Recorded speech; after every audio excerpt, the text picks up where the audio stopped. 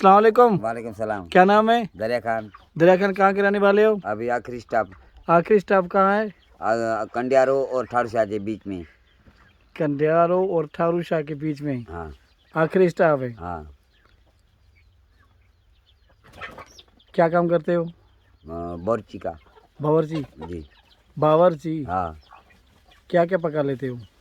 मुर्गी बनाता हूँ, आलू दाल अच्छा, आलू सब्जी। की चटनी बनती है, हाँ, वो किस तरह बनती है आलू वो की तो चटनी? आलू की चटनी बनती है। वो आलू जो है ना वो बालता है, बॉयल करता है, वो इसी बस तरीके से चटनी बनती है। और और कौन सी चटनी बनाता है? आलू बुखारे की बनाता है? हाँ वो बनती है। वो किस तरह बनती है, रेसिपी बता।